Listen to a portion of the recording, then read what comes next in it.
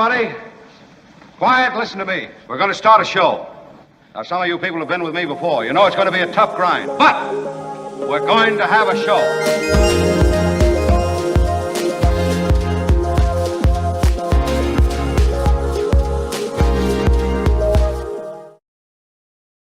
And hello, everyone. This is a special 1-hour presentation. It's been one of those weeks, and it's only Wednesday, and it's one of those weeks where already stuff is happening. I have a bandage on my hand. I've got a bandage on my foot. I've been in an MRI machine. I'm fully bandaged, everybody. Yeah, exactly. Thank you very much. Yeah. And yet here you are. Yeah. Wow. It's above and beyond the call, Kim. I'm committed. And maybe that's the next thing that will happen. I'll be committed. It's Kim. Kim, how are you? Kim is on board. Fabulous producer John Daly Fabulous is on producer board. John Daly. I'm Mark Thompson. This is the Mark Thompson Show. You are welcome in this way. Now that you found us on YouTube, now that the station is growing itself on YouTube, we need you to like our show on YouTube. You'd think just by being here, by virtue of your presence, you wouldn't need to do that. But actually, you do need to like every episode. So when you want to do it, you can make it as dramatic as you want. You can give it a 3, 2, 1 countdown, or you can just casually go over and smash it. You know, smash it with your iron rod. Yeah, smash that like, smash that thumbs up, and that helps us in the algorithms. That's how it works. Also, please tell people we're on the air. Yeah, what was that, Kim? I don't think that's ever going to get old. Just smash it with the iron rod. Yeah. Well, you know, you don't have to use your iron rod, but you can use it. Smash I mean, it's always rod. available as a thing that you can smash it with. Also want to thank Tony, who is our tech wizard, who's really making stuff work for us. The Mark Thompson Show is presented by our founding sponsor, tax attorney Steve Moskowitz. For more than 30 years, Steve has put his tax knowledge to work for individuals and for businesses alike. If you need help with your taxes, give Steve a call. It's 888-TAX-DEAL, 888-TAXDEAL. Why are you yelling? Or you can reach him, MoskowitzLLP.com, MoskowitzLLP.com. The new email address is being used by many of you, and I encourage you to use it. In fact, I got a couple of really nice emails about this show so far. The email address is themarkthompsonshow@gmail.com. And the central place where you can send people, and then from this place, it'll go to our YouTube channel, it'll go to our Patreon. That's themarkthompsonshow.com. themarkthompsonshow.com.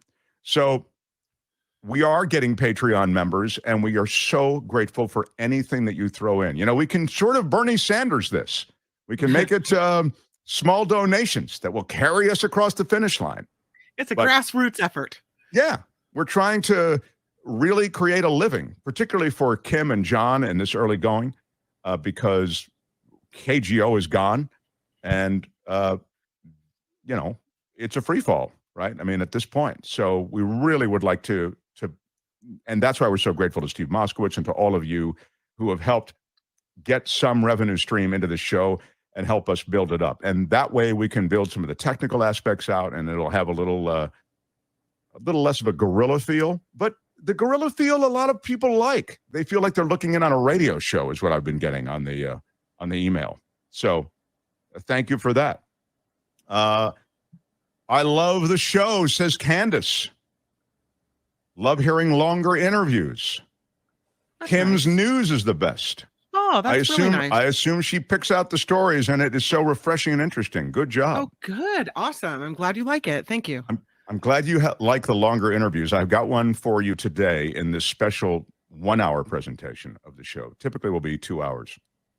But today we have a 1-hour presentation, as I was saying, and I've got a real special guy. This is a guy who worked with some of the great names in music. Michael Jackson, Diana Ross, Madonna, Super Bowl choreography, the choreography for some of the biggest Broadway theater productions in history. He has great stories, and he has even stories in this book. I'll hold it up now. Icons and Instincts is the book. Vincent Patterson is his name. But he has stories in the book, and not all of them are flattering to all the stars. You know, you can tell it's not just some big wet kiss to show business. He gives you the real story. And he's got great stories in here. So he'll be joining us in just a few minutes. Vincent Patterson is his name.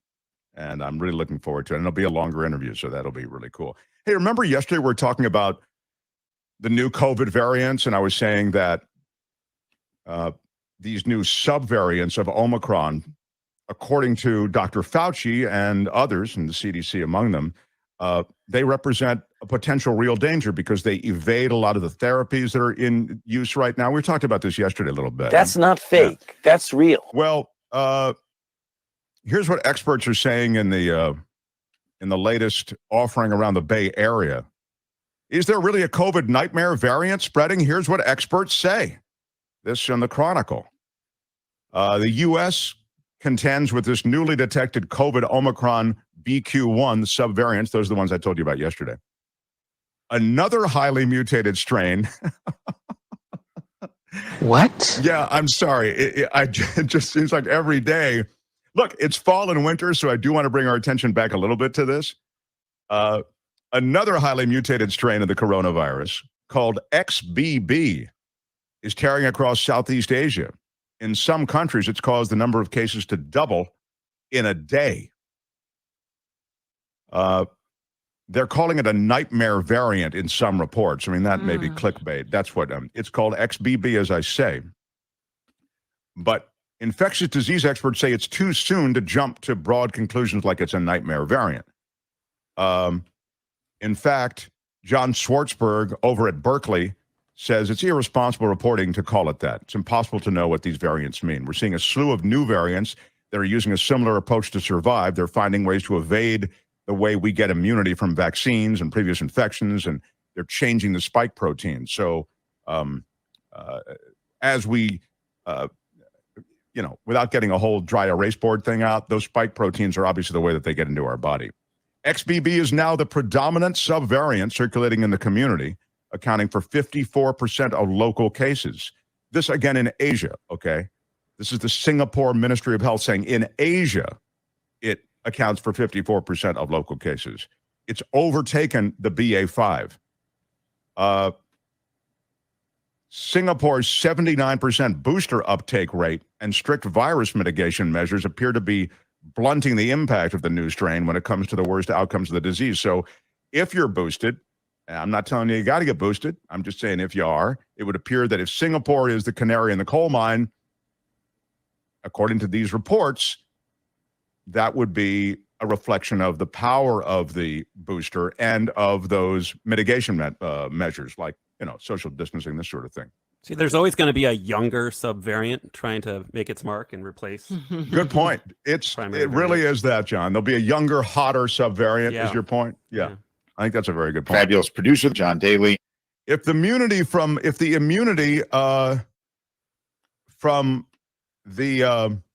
bivalent vaccine is enough to not let us get sick from XBB, then we could get some cross protection there. That's what's said. There also is word from Europe, sadly. I saw this piece that suggested that the word from Europe, in fact, I put it up on my Twitter feed if you follow me, at Mark T. Live, that Europe is dealing with a pretty strong surge of COVID right now. And they're saying that COVID wave is looming over us and that we could end up in some pretty bad times. Evidence suggests a new coronavirus wave has reared its head in Europe. This is according to the World Health Organization. But wait, didn't we just declare our emergency over? Or that's coming in February, right? Uh-oh. Yeah, that's right. No, in February, it was declared over. Yeah. And, isn't that right? I think that's when it was done. It was done back upcoming in February. No, it was done yesterday. Oh, and it February? Will be for February. So February 28th, the emergency will be over in California. But wait. Coming in 2023. Yeah. Wow. Okay, well. This is the trailer, really. It's something. COVID is over. Coming in 2023. The last emergency is over. But before you relax, there's an even worse emergency coming. It feels like Wizard of Oz when the house drops on the Bad Witch. I literally remember seeing that as a 5-year-old and having a sigh of relief when we learned that the witch is dead, and they do, ding dong, the witch is dead. I'm thinking I remember the feeling in my heart of happiness that the witch was dead. Yeah. And then this other witch showed up. You're like, what? And then, spoiler alert. And I ended up. What? So that other witch is, of course, the real problem for Dorothy and her pals. I feel as though this witch, even if this witch is going away, may be replaced by a worse witch. I guess her that's bitch what of I'm a saying. sister is coming soon to a theater near you. The I was new really waiting subvariant to witch. see the movie, so thanks for spoiling it. Were you recording it, John? Yeah, I had it on my DVR. So let's see. All of this is to say that Europe's concerned. They say a new coronavirus wave is affecting Europe. The European Center for Disease Prevention and Control has issued this statement. They said that there have been widespread increases in COVID, in all key COVID indicators, infections, hospitalizations, and deaths across the European continent. Infections are also rising across much of the UK, where COVID hospitalizations have been rising rapidly in recent weeks. COVID cases and hospitalizations and deaths have trended down, as you know, across most of this country. But what they're suggesting is, just as the pattern had been established in the initial days of COVID, Europe may sort of just precede us in all of this. The amount of virus found in wastewater samples on the rise in parts of Northeast, Midwest, Connecticut, Illinois, Michigan, and New York. I want to bring Vincent on, but the one thing I would mention is, if you look at a map that charts COVID outbreak, California is very low right now. Now, there can be a reason associated with our lifestyle here, right? Most of our lifestyle is outdoors. It's just easier to keep windows open, this sort of thing. This may change in the fall, late fall months and winter months. And so that's why we mentioned it to you, and I think it's worth another mention today. That's your COVID wrap. I want to bring this. You got it? Any questions? Get your booster. That's all I said. Get your booster. Oh, yeah. Yeah. Well, yeah. I mean, this bivalent booster does seem to have some effect based on those published reports. So I don't know. I will. That's not fake. Well, that's real. Okay, we'll see. So this is their new hoax. I also, that's right. I do know people who've had, and we all do, have had, all the boosters and everything, and they still got sick. So it does happen, I mean. And this is their new hoax. Well, yeah. I want to bring this guy on because he's an incredible dude. And he's one of those people, you don't, I have to say, and Vincent, you can, I hope you won't be offended by this when I say this, but we see, like, let's take Michael Jackson's Bad video or the Thriller video or something. You see it and you see all this amazing dancing and all this a remarkable performance. And you check off on how incredible it is, but you don't, I think, in general, as the public consuming this stuff, really pay any attention to, like, who designed all of those moves. The director gets a lot of attention, I feel like, on those videos, the Thriller videos and the rest, the other Madonna videos. This next, our guest did the Madonna videos as well, and work with Madonna and live stuff as well. But you don't necessarily pay attention to choreography. I know some of you do, but I'm just saying the Joe average may not. This guy has an amazing story as a choreographer. His new book is Icons and Instincts. His name is Vincent Patterson, everybody, and please give him a warm Mark Thompson Show welcome. Hello, Vincent Patterson. Hey, Mark. How you doing, man? Nice to be here. Thank you for inviting me. Buddy, I love this book, and I almost just want to get you to tell a bunch of stories from the book. I'm gonna start with some of the, and all of us are going to chime in with questions with some of the big names, and then, if we can, I'd love to go segue back to your background. But I kind of want to start with just sort of, if you'll, in the first act, I really want to pop them. So sure. Let's talk about Michael Jackson a little bit. And Great. You had a conversation with Michael Jackson that you mentioned in the book that is really incredible, and it had to do with being gay and stuff. So I'll get to that in a second. But first, I want to talk about this guy, Michael Jackson, who you knew as Mike. How did you meet Michael Jackson? I met Michael Jackson when I auditioned for Beat It. I wound up going in for a big audition. Bob Girardi was holding it with Michael Peters, who was the choreographer. And, I'd been an actor before, Mark, so I kind of had a little one-up thing. I didn't go in dressed up like a male dancer like everybody else did, stretch clothes and leg warmers and all of that. I'd been an actor, so I knew it was about gangs. So I grew my beard a little bit. I greased my hair. I came in some jeans and a dirty shirt. And I saw from the beginning Michael Jackson standing up there with Michael Peters saying, "Who's that guy? Who's that guy?" It was pretty obvious physically. And then I danced my ass off. So I eventually got the gig as the knife fighting gang leader in Beat It. Yeah, you can be seen in Beat It. So then that relationship evolved. Yes, it certainly did. I participated in the next big project for him, which was Thriller. I assisted Michael Peters again choreographing it, and I was one of those dance zombies that we've all tried time again to lift those little hands up side to side. And, probably the most danced piece of choreography in the history of the world. And from there, I went on for another 16, 17 years to create so many things for Michael, from, again, short films, music videos, his first solo tour, the Bad Tour. I directed and choreographed that. I changed the face of the Super Bowl halftime shows, did his performance on the Grammys, and on and on and on. Yeah, so many things. I want to go with the Michael Jackson thing. I promise that we'll get to that pretty intimate conversation you had with Michael Jackson about intimate things, in a moment. But I want to talk about, you mentioned Michael Peters. That's the guy who you had enormous respect for, and you sort of, you came up under him, sort of like you guys worked together a lot as collaborators. Am I right about that? Absolutely. Well, he was kind of my mentor. We began by dancing together on television shows and things. And I had gone off to tour the world with Shirley MacLaine as one of her 4 background dancers. It was one of my first gigs when I came to LA. And when I got back into town, I had some money in my pocket for the first time, and Michael Peters was teaching class rather than just dancing on TV shows. So I said, well, look, why don't I contribute a little bit of money, and let's play here at the end of the day, 10 o'clock at night to 2 o'clock in the morning. We'll bring some people in, and you can explore your choreographic voice, and we'll have a great time as dancers. And that began this incredible collaboration with him that took us through a lot of different projects. And the big ones being, as I said, Beat It, where I was his assistant choreographer as well as dancing, and Thriller, where again I was his assistant and one of those zombies. Yeah, it was a great relationship. Ultimately, in an uncomfortable moment, as I recall from the book, you're called upon to do the choreography for Michael, and he didn't ask Peters to do it. Isn't that right? It's my recollection. Yeah. No, what happened was I was sitting at home one night and I got a telephone call, and the voice on the other side, "Hey, is Vincent there?" And I was like, "Who's calling?"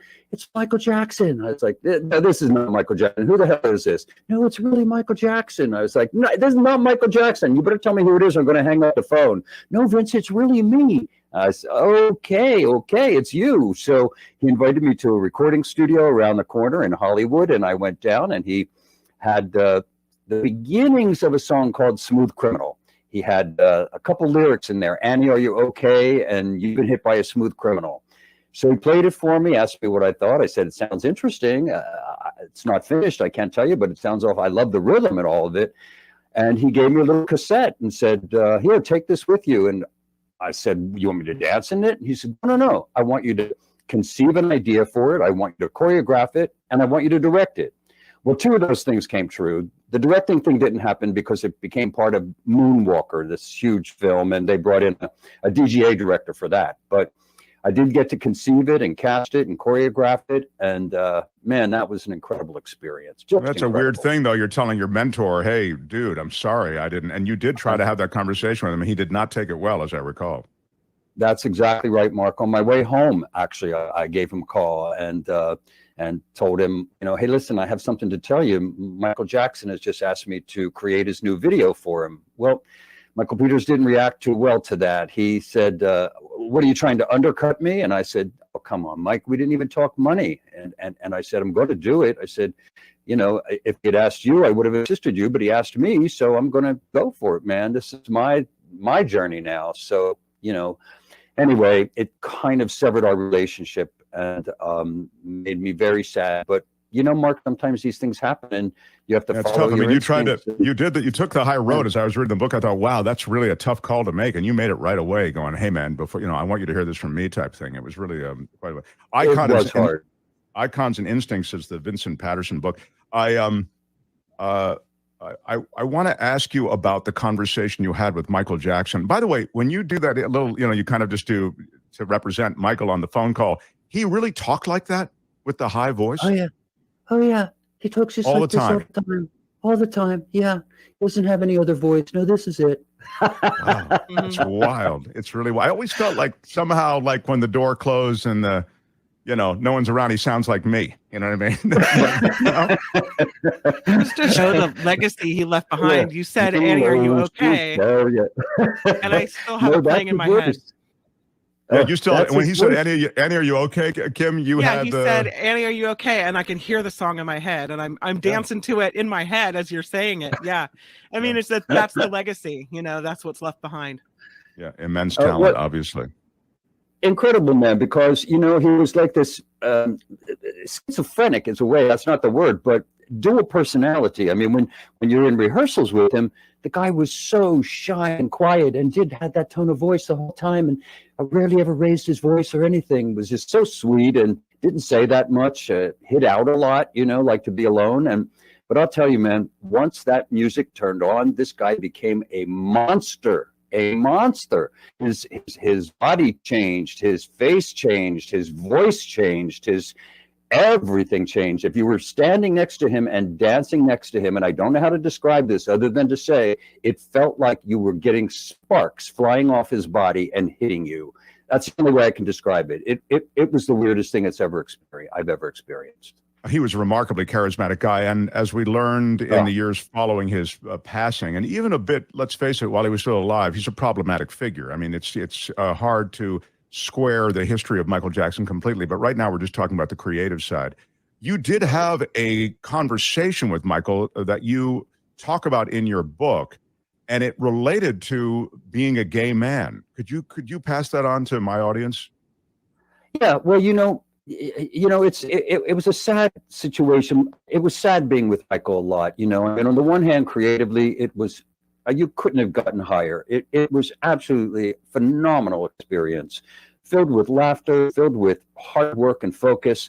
But, those intimate times sitting in the trailer in between takes when things would really disturb him and it was difficult to sort of listen and hear a man who was a grown man, but who had lived his life so sheltered and protected by his family, kept away from friends. The only friends he had were pretty much those mega hitters in the industry, because I guess they were the only ones who knew how to deal with fame in the same way that he had to try to deal with it.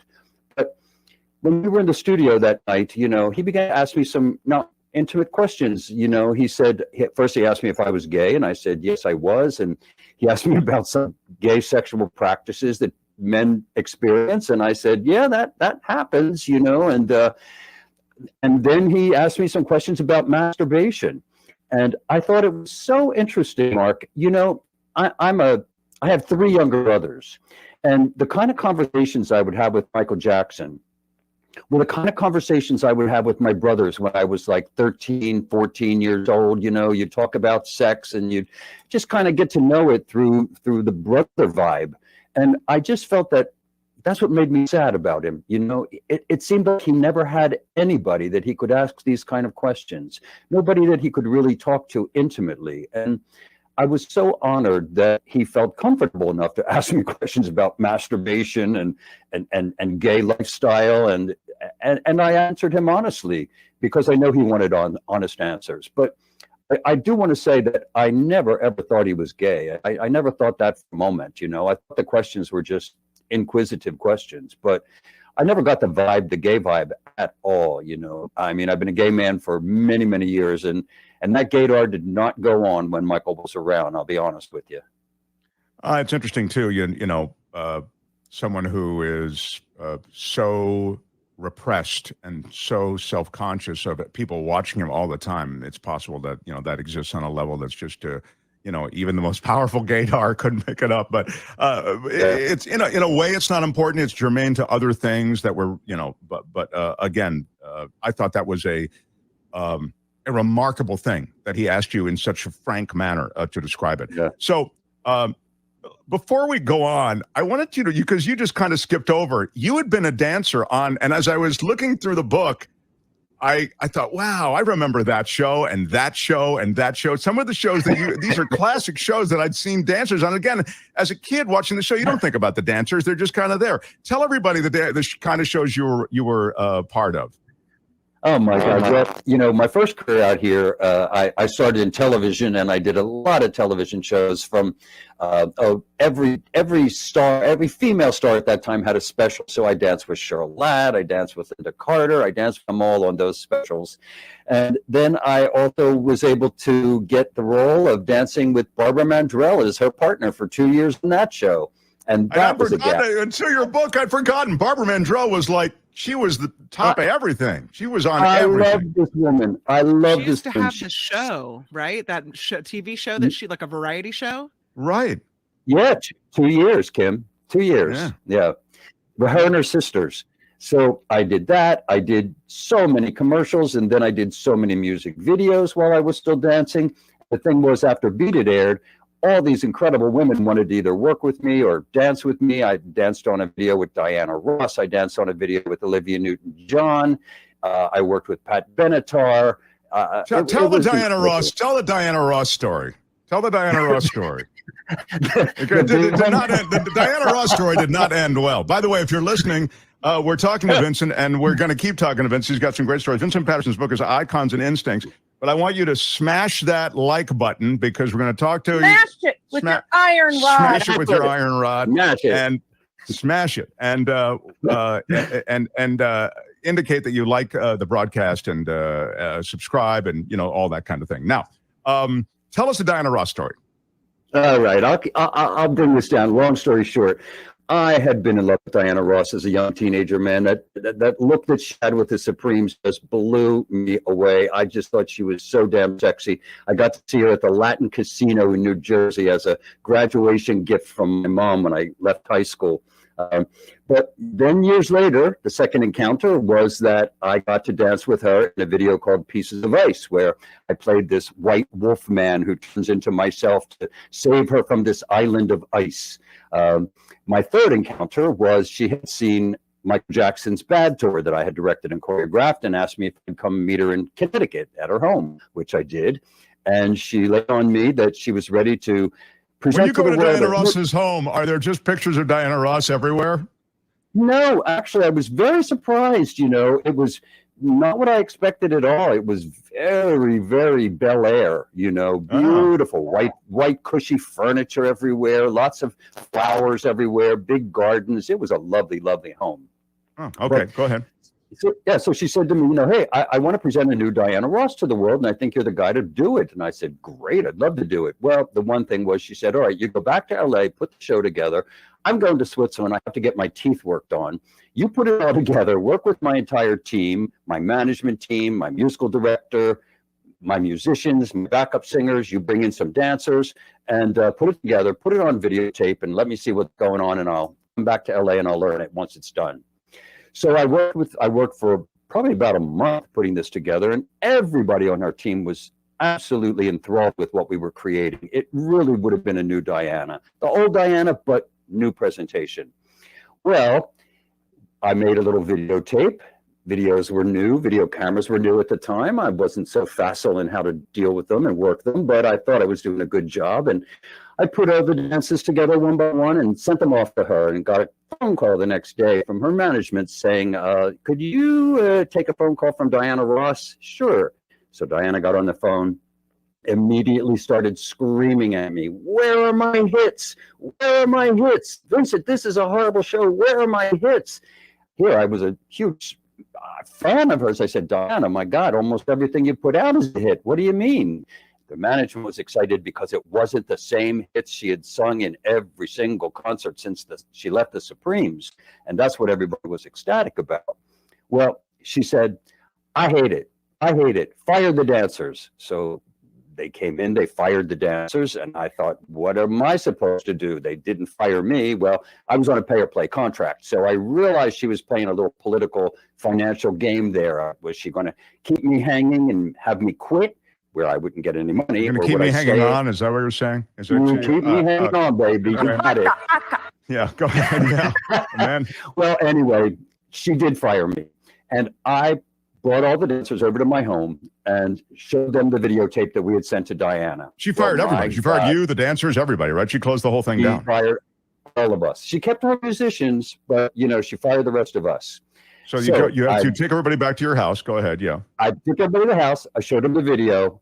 It was a frightening, frightening revelation. First of all, what I didn't realize is, as I'm recording, say, 2 women or 3 women imitating her and her 2 backup singers in the background, with 2 guys rehearsing, each playing her part as a partner, and it looked like a gay ballet going on in the background, first of all, with all these lifts and hugs and all the dips, and I thought, oh my God, what the hell did she think I was creating? But worse, it got worse. At the very end, when I thought that the camera was turned off, it wasn't turned off. This is frightening, Mark. The camera was not turned off. We had a huge, oversized Diana Ross wig in the room, and many of the dancers, one by one, put that wig on, male and female, straight and gay alike, got in front of that microphone and imitated in their worst possible way Diana Ross, and it was all on the videotape. So that is like a nightmare. Right? What's a guilty pleasure? Right. Axed. Like to do my impression of Diana. Oh, for Diana, my bad impression of Diana Ross. Sent it directly to her. Oh my God. That is like, that's a suicide send. Oh my God. Can you imagine? We sat here and cringed and laughed at the same time. I mean, obviously she had no sense of humor, but we did. Well, yeah, that's tough. No, right. She is, I'm sure, on some level a diva, but I want to get there's another story in the book of many of that sort, but I want to get to Madonna real quick. Before I get to Madonna, I want to remind you, this is the Mark Thompson Show. You're watching us on our YouTube channel. You can subscribe to this channel. We hope you'll both subscribe and you'll like it. You got to hit that the like button. You can smash it. We like to say we smash it. Smash it with your iron rod. That's the way YouTube works. And also, our Patreon site is up, and we really need your support, particularly in the early going here. We're trying to get things up and running. We have some great incentives that we're going to tell you about later this week. But for now, you can find all of that at themarkthompsonshow.com. themarkthompsonshow.com. Of course, our email is themarkthompsonshow@gmail.com. Now, Madonna. You worked with Madonna, and the way you met Madonna and she got to know you and like you is interesting. It was sort of like she slowly warmed up to you. Yes, a great commercial director, Joe Pitka here in LA, king of commercials for many, many decades, invited me to come down. He was directing the Madonna Pepsi commercial where she was using the song Like a Prayer. He calls me up and he says to me, and I guess you can listen me out, but I'm quoting somebody. So Joe says, Vincent, could you get the fuck down here? Madonna's down here and she doesn't want to sing and she doesn't want to dance. I don't know what the fuck to do with her. Can you get your ass down here and help me out? I was like, anything for you, Joe. So I went down to the stage and standing there with Joe, and Madonna goes walking by with her entourage. And Joe says to Madonna, this is Vincent Patterson. I want to introduce you. He's Michael Jackson's choreographer. Madonna looked me in the eyes and said, I don't need a fucking choreographer, and walked on. Oh my God. That was my hello, You weren't Madonna. Expecting that. Yeah, exactly. That was the last thing I was expecting. The beautiful thing that happened, though, was she was trying to get out of there. They were trying to do a shot. She couldn't get out. It wasn't working. I said to Joe, let me go over. I can fix this shot. I can time the camera. I can time her. I can make it work. I did. 5 minutes. Boom. She was out the door. She was so happy. So the next day, I was working with just some dancers to do some background stuff.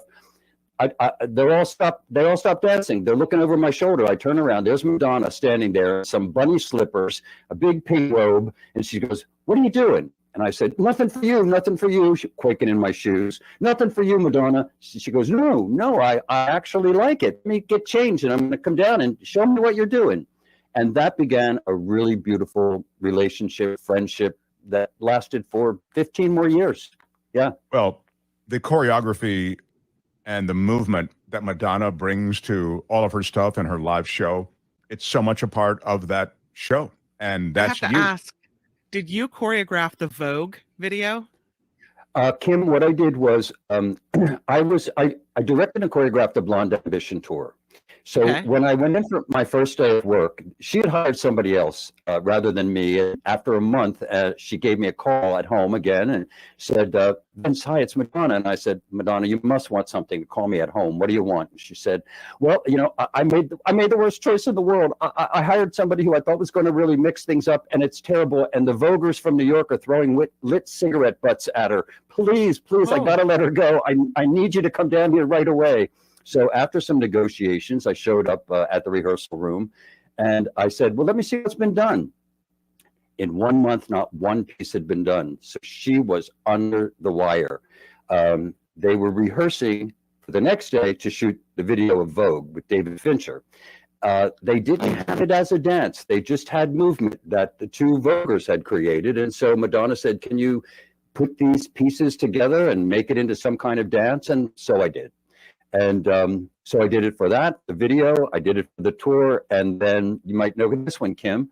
I created the Marie Antoinette version of Vogue that Donna did for the MTV special. Yeah. So, yeah, 3 different versions. Crazy. That's impressive. Terrific. That Wow. to me, that music video is, when I think of music videos, that's what pops into my head as one of the most iconic music videos of all time. Beautiful.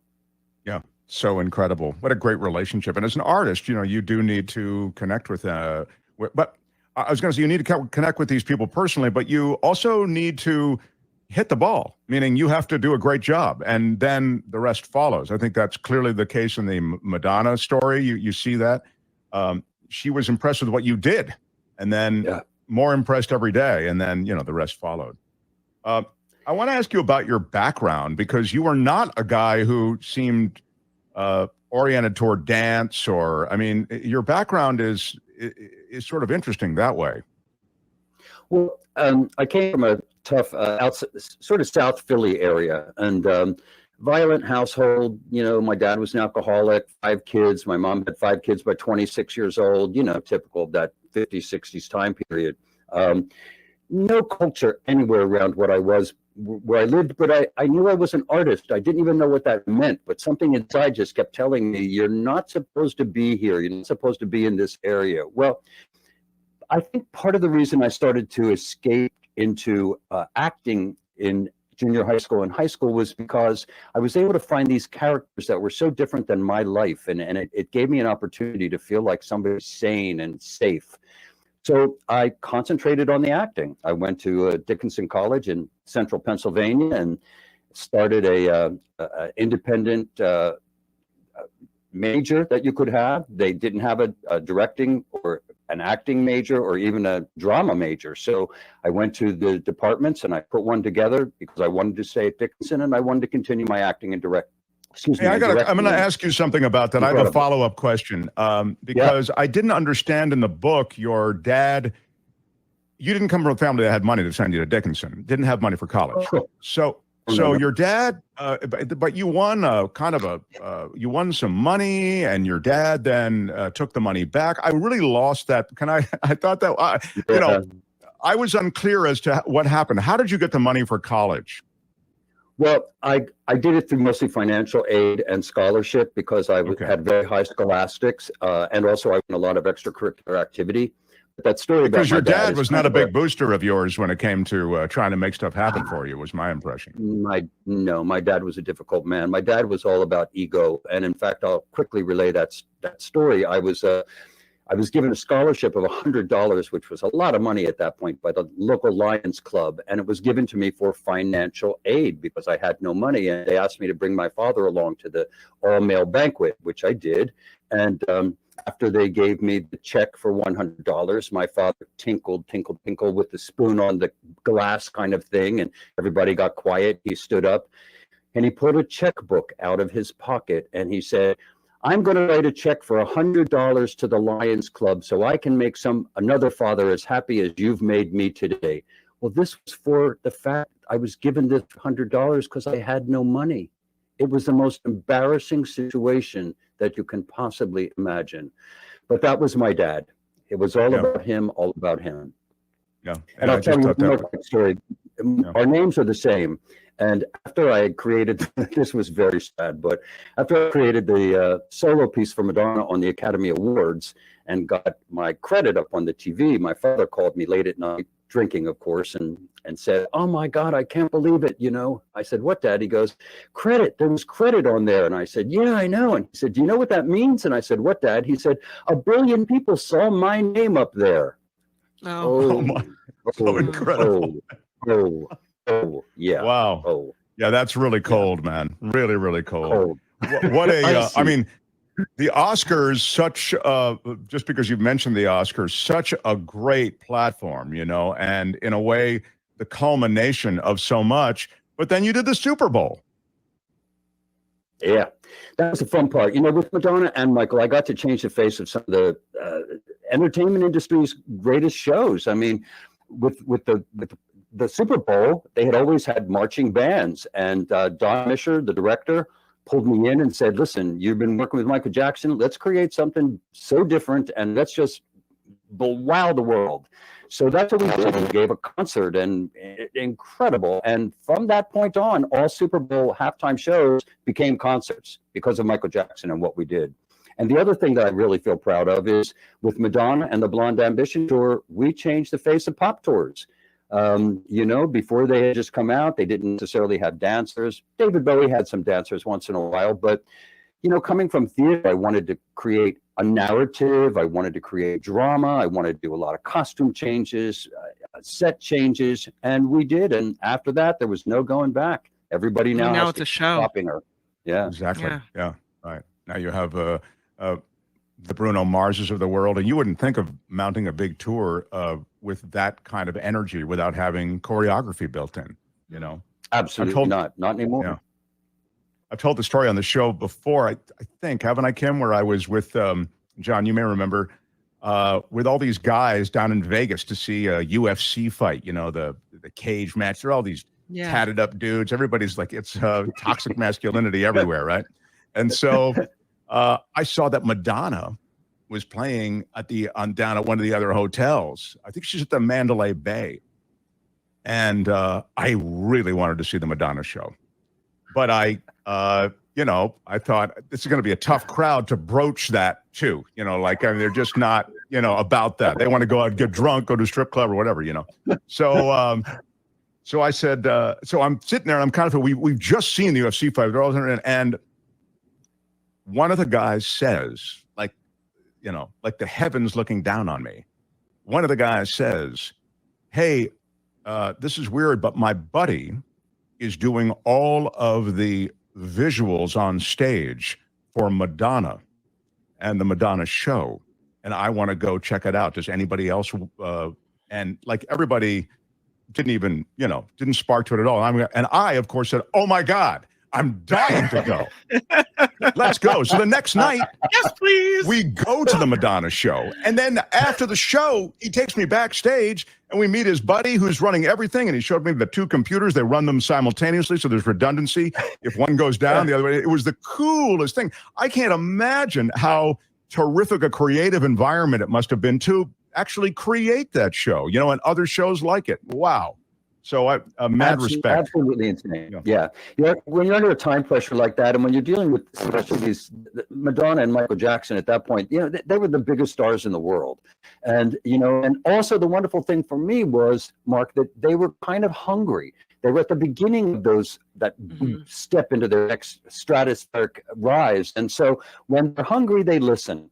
And that was a real joy. As time went on, especially with Madonna, she listened less and less and had a lot more of her own opinions. And I would always step back and say, "Look, you hired me, you're paying me a lot of money. I'm your mirror here, but you have to make the choice of what you want to do for your audience." So, but great times. The book is Icons and Instincts, Vincent Patterson.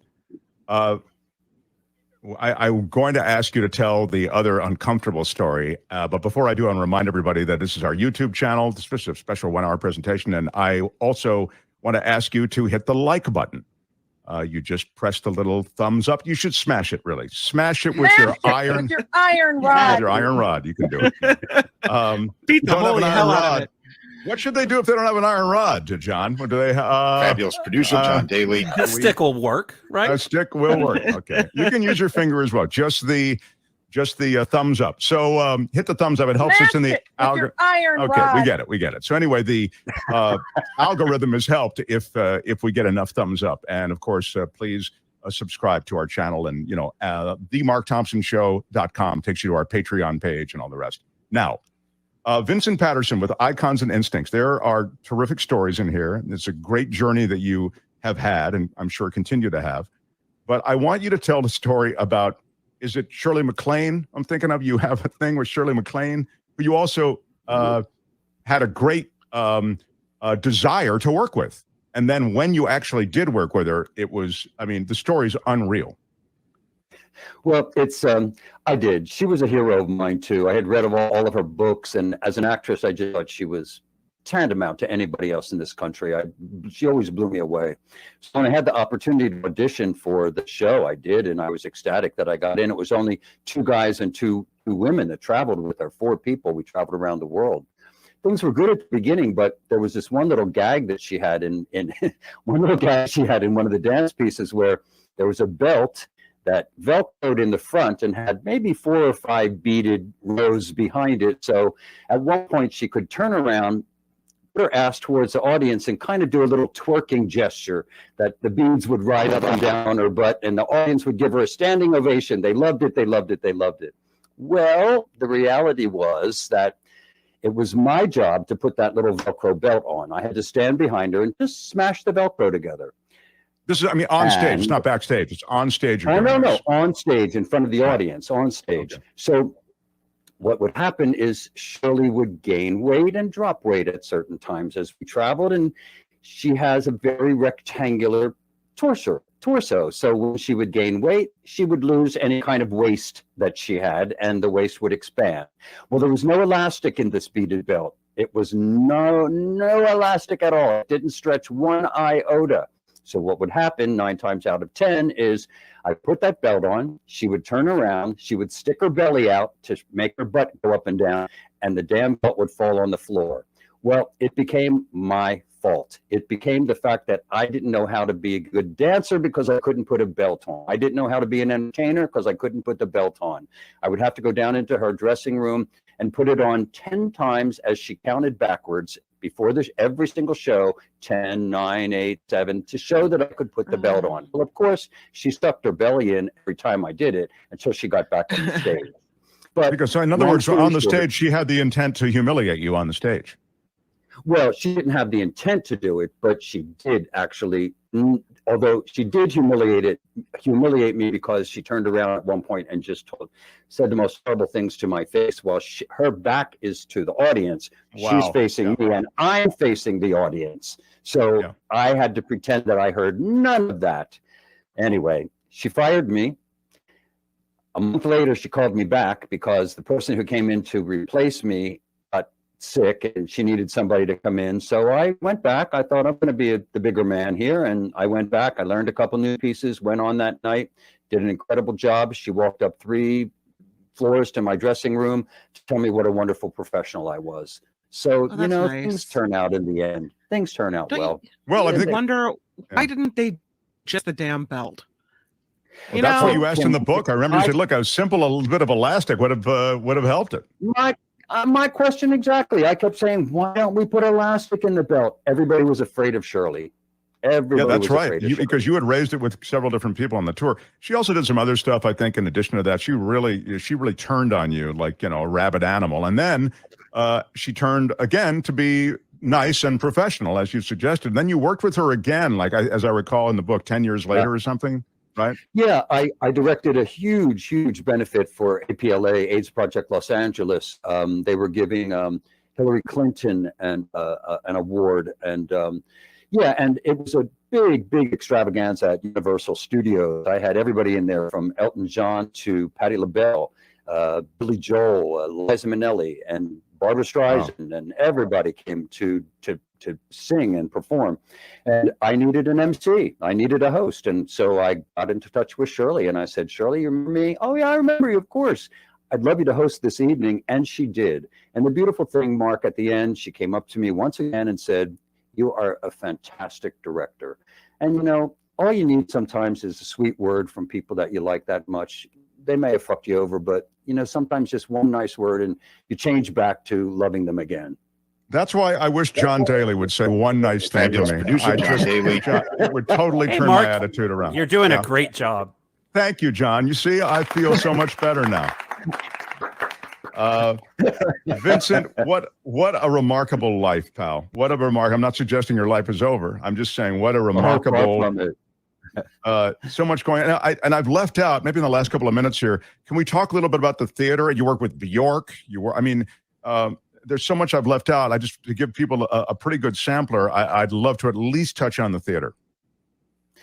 Yeah, you know, I got to do a lot of theater, and I'm back doing a lot of theater again. I'm about to do a huge show that I can't really talk about at the moment, but in Europe, opening in London. But theater was my first love, and theater is really what I've come back to. And I was fortunate enough to direct the first original production of the musical Cabaret that takes place in Berlin, but in Berlin. And it's been running for 18 years now. So it's the longest running show in the history of the city. And it makes me feel so good. I love theater, I really do. But I want to say one quick little thing too. One of the most special moments I've had is creating this one crazy moment for Robin Williams in The Birdcage. I got to choreograph the whole movie, The Birdcage. And at one point, Robin came up to me and he said, Vince, you know, I'm so tired of playing the straight gay man here. Can you make something funny happen for me? So I said, Robin, give me 5 minutes. Go do your shot. I'll come back behind the set and I'll pick something up for you. So in the script, Elaine May had written that this male dancer says, so what do I do? Just stand here like an object? And in the script, Robin said, no, you do the eclectic celebration of the dance. All right, I'll see you all later. So I decided to create the eclectic celebration of the dance. So in 5 minutes, I showed Robin how to do this crazy little piece. Fosse, Fosse, Fosse, Michael Kidd, Madonna, and Twyla. Well, we first did it, everybody cracked up, everybody. So they couldn't keep that take. And Mike Nichols said, Robin, that was very funny, but let's do it as written. And Robin said, Vince created that for me. Can we do it again, Mike? Please, let's shoot it. And Mike said, let's do it as written. We'll shoot that. Once we got that in the can, then we'll shoot this. But I don't think it's going to be in the movie. Well, as we all know, it turned out to be one of the most memorable spots in the whole movie of The Birdcage. So I'm so happy about that one. Oh, it's terrific. Yeah, that's right. It's terrific. I mean, I think, you know, we all remember that moment. That's how standout a moment it is. Yeah, really something. I want to ask Vincent a question. Can you tell us about any meltdowns, like huge disasters? No, I can't, to be honest with you. Thank God. Wow. I've rarely witnessed them. You know, I have rarely witnessed anything like that. The biggest one was, as I said, Shirley giving me a lot of shit on stage, but Shirley gets the prize.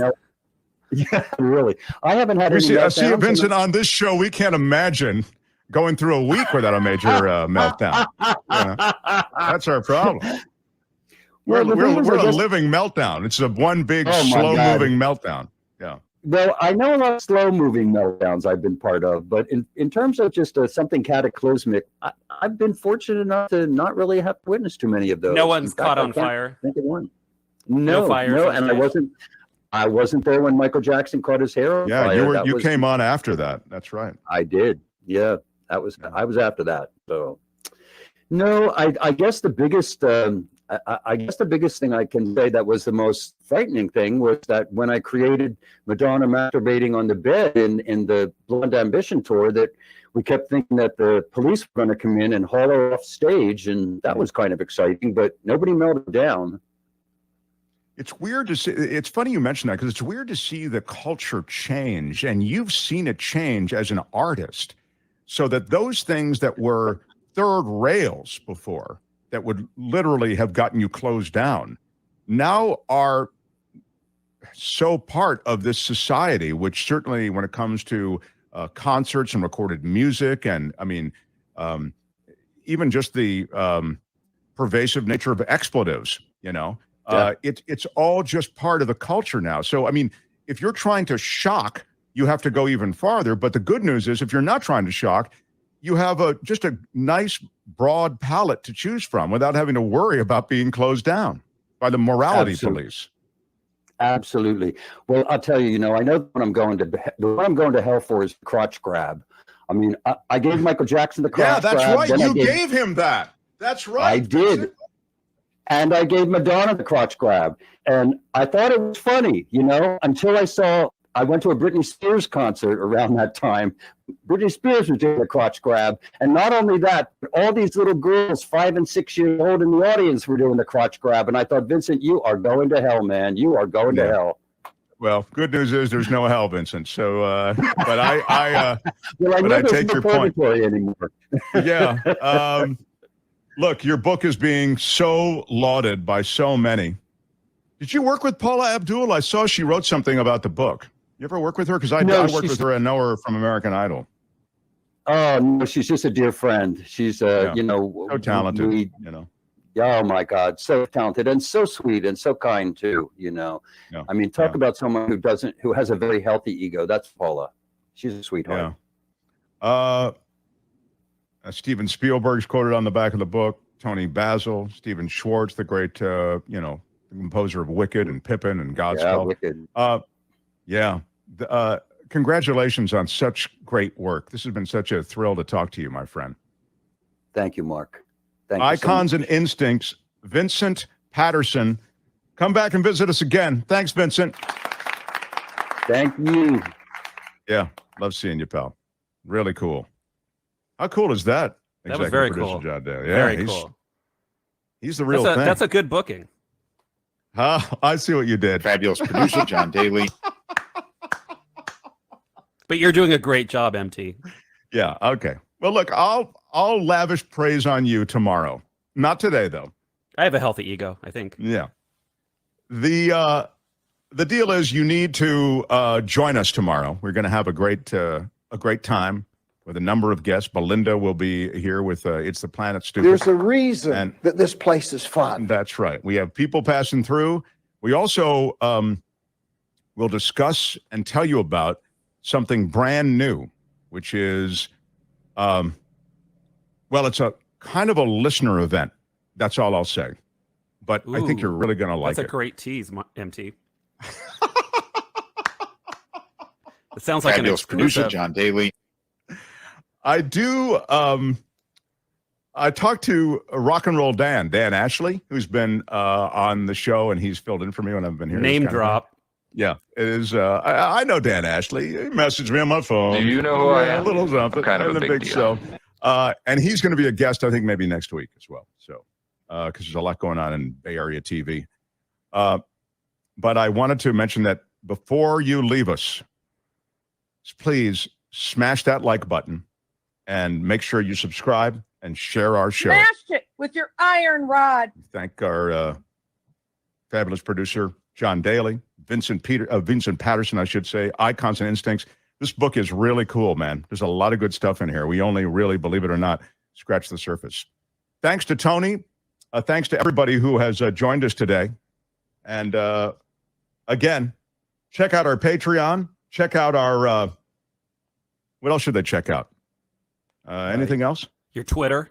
Your Twitter's pretty cool. At Mark T Live. And if you need us for any reason, it's the Mark Thompson Show at gmail.com. And of course, themarkthompsonshow.com is where you can find everything.